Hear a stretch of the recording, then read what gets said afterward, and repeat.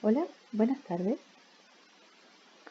Vamos a revisar la retroalimentación del taller formativo número 1 que dimos para realizar. Bien, voy a leer el contexto para que lo podamos contextualizar. El director de un prestigioso preuniversitario de la ciudad de Temuco se encuentra elaborando un nuevo proyecto con clases especiales que considere la actual situación sanitaria para su desarrollo y también los futuros cambios en el sistema de ingreso a la universidad. Para ello requiere de información fiable que le permita tomar buenas decisiones de manera que este proyecto se dé respuesta a la demanda real de conocimiento por parte de los estudiantes que pretenden ingresar al sistema universitario. Entonces aquí lo más importante es resaltar que esto ocurre en la ciudad de Temuco, ¿cierto? Que además debe considerar la situación sanitaria actual, ¿sí? Y que además considerará los futuros cambios en el sistema de ingreso a la universidad. Ahora, el objetivo final es hacer una estimación de la demanda real en este caso, del servicio, ¿verdad? Bien. Con todo esto, entonces, yo voy a hacer un esqueleto base del desarrollo. Pueden haber matices. Yo he leído todos los trabajos entregados y hay matices. Tengo apuntado aquí algunos comentarios para hacer, pero cualquier cosa distinta la podemos comentar, la podemos discutir en el horario de atención que he fijado. ¿De acuerdo? Bien. La población objeto de estudio, yo les pedía que hagan una distinción entre la población ideal y real, porque hay muchos casos en que obviamente esto no coincide. Por tanto, es bueno siempre estar considerando estas dos cosas. No siempre voy a poder estudiar a la población que quiero, debo estudiar la que tengo. ¿Sí?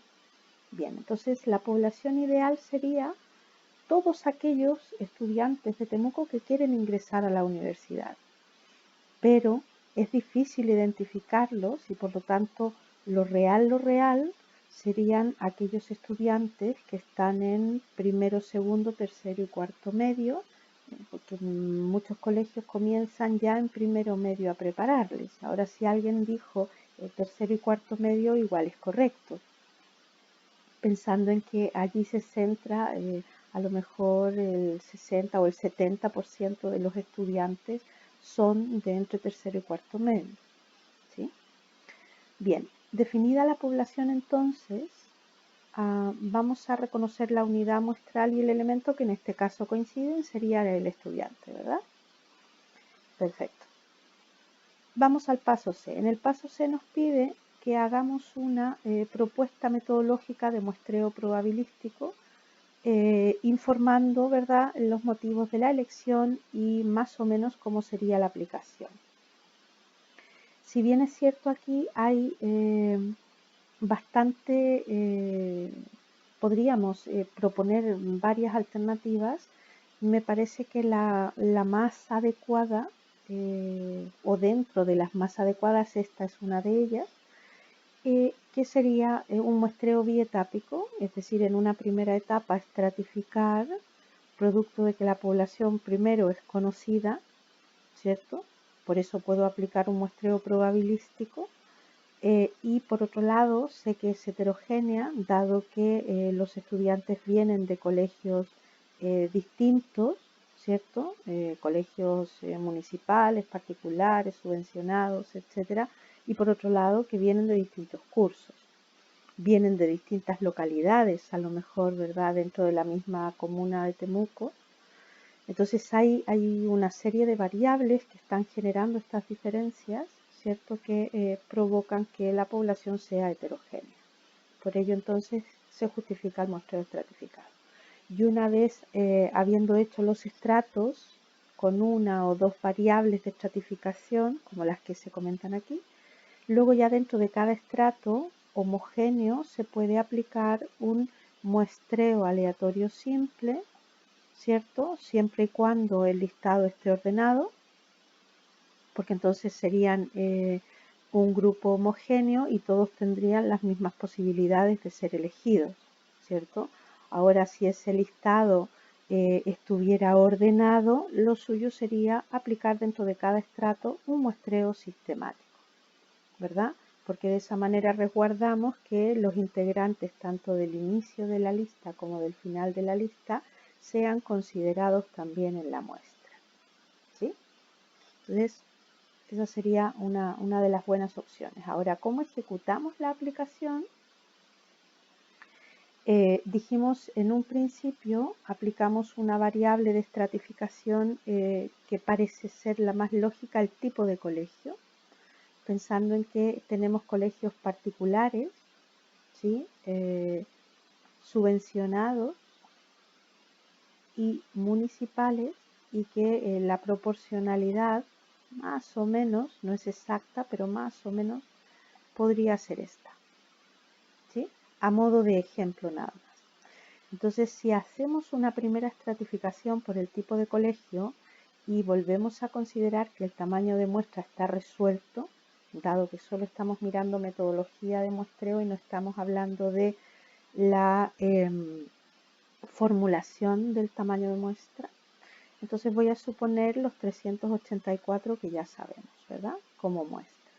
Entonces, en una primera estratificación dividiríamos lógicamente en forma proporcional, ¿cierto?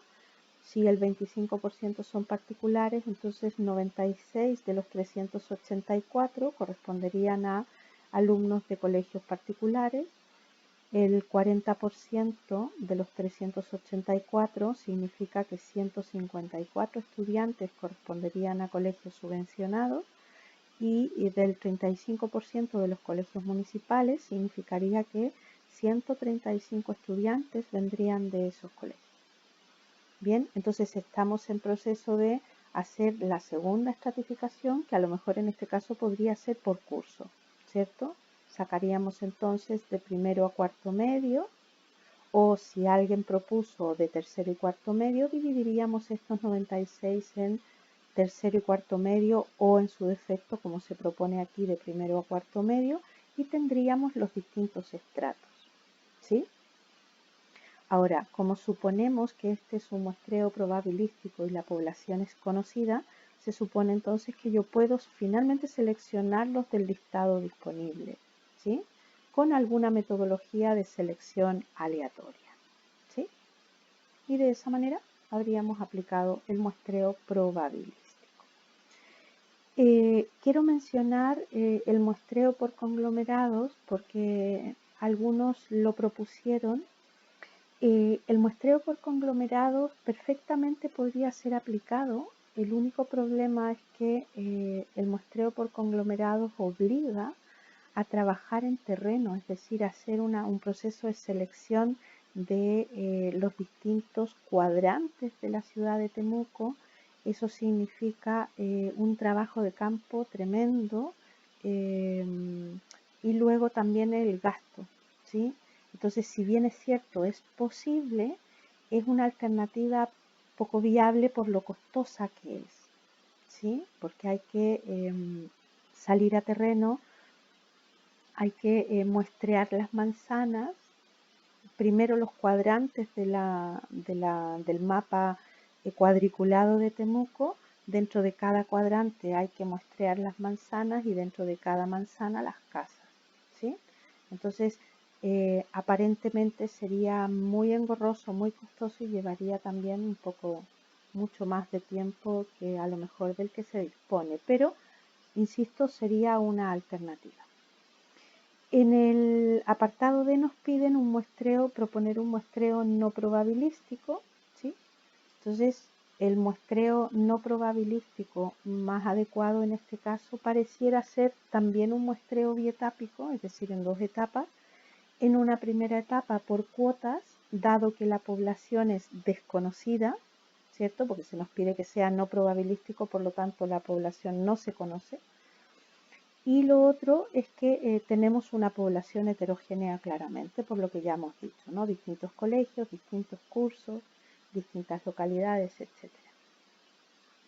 Y luego de tener ya las cuotas, por conveniencia podíamos conseguir la información de los estudiantes en los distintos colegios. Por lo tanto, iríamos a los colegios a buscarles, porque no disponemos de un listado, ¿verdad? No tenemos el marco muestral en este caso. Una vez que hemos realizado el proceso, vamos al lugar y conseguimos, ¿no?, las cuotas. Entonces, ¿cómo sería la aplicación? Algo muy similar a lo hecho en el caso del muestreo estratificado, porque aquí lo que vamos a hacer es conseguir las cuotas. Volvemos a tener 384 de tamaño de muestra que repartimos en las cuotas de los 3 tipos de colegio que tenemos. Es decir, debo llenar una cuota de 96 estudiantes de colegios particulares, ¿cierto?, repartidos en cuotas de primero a cuarto medio o de tercero y cuarto medio según lo hayan ustedes definido.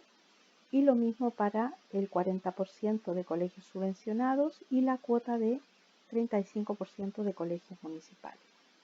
Por lo tanto, una vez definidas las cuotas por colegio y por curso, ya puedo de manera conveniente acercarme a los colegios a entrevistar a los estudiantes hasta conseguir las cuotas. ¿Sí? La pregunta E, el apartado E, decía, en opinión del grupo, cuál de las dos metodologías debería ser la más adecuada y justificar la respuesta. Aquí no hay una respuesta que esté buena y una que esté mala, ¿sí?, sino que va a depender siempre del tiempo que tengamos para realizar el estudio y para conseguir la información y de los recursos que tengamos, tanto recursos humanos como recursos financieros. ¿De acuerdo? Entonces, si disponemos de mucho tiempo y de todos los recursos disponibles, probablemente una buena alternativa habría sido un muestreo por conglomerado, ¿cierto?, dado que a la gente hoy día no la encontramos en los colegios, sino que efectivamente están en sus casas. Y una alternativa también podría ser el muestreo estratificado y a través de los listados de los colegios, que eso sí está en el DEMRE, podríamos localizar a los estudiantes seleccionados, ¿sí? En la otra alternativa, que suele ser la más habitual, no dispongo de tiempo, o al menos no de 1 mes o 2 meses para poder hacer el estudio, necesito la información rápidamente, ni tampoco dispongo de la cantidad de recursos tan altos que necesito para hacer el tipo de muestreo probabilístico que comentaba antes. Entonces, lo más probable que en ese contexto el muestreo por cuotas sea lo más adecuado, es decir, el bietápico no probabilístico, porque nos permitiría conseguir una muestra bastante representativa, muy similar a lo conseguido con el muestreo estratificado. Lo que sí hay que tener cuidado es en la aplicación, ¿sí? Es decir, cuidar todos los detalles para que realmente se completen las cuotas de manera adecuada, de manera que la muestra sea lo más representativa posible de esa población que se está estudiando. ¿De acuerdo? Cualquier duda o consulta en el horario que está fijado y lo podemos resolver. Hasta la otra.